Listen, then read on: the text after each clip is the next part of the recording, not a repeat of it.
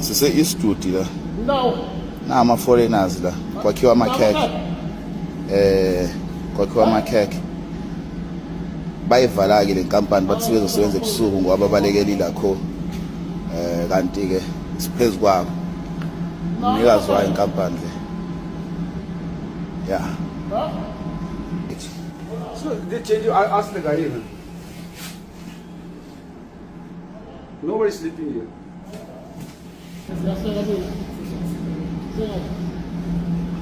Now amaphepha.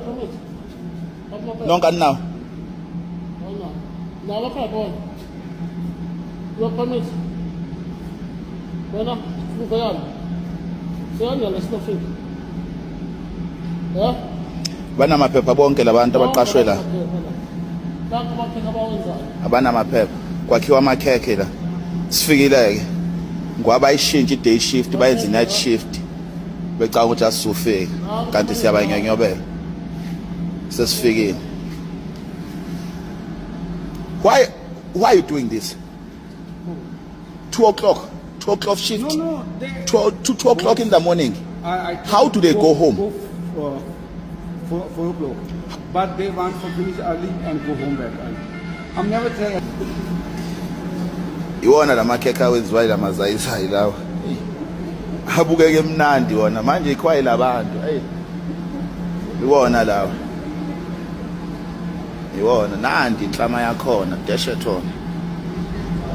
Iyona inhlama yakhona le. Ukanti ihlala endaweni enje inhlama. Ya iyona inhlama wenza amakhekhe. Silali siyasebenza.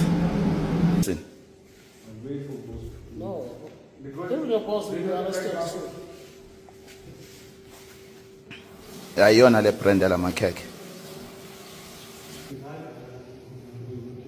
How can you pay someone 16 rand an hour? Why? It's not new. In October we're here.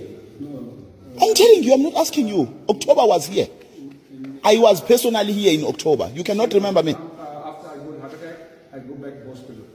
And I come back. But this bakery is not new. You cannot be paying. Okay, simple question. Ubanu baker lang nina? How much are you getting paid a week? 16 rand an hour. You see? This one? Yeah. No, he told me. You are taking people from Malawi to come and exploit them here. They are our brothers. They have blood as same as you. That's why you want those ones who don't have papers. They're getting serious. Bafuka uhola malini?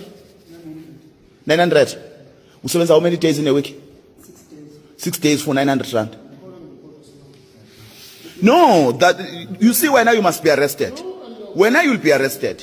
When you'll be arrested. You'll be arrested when you busy exploiting the Africans here. No, I'm not. When I touch. How can you pay someone 16 rand an hour? Will you survive with 16 rand an hour? When you must be arrested when?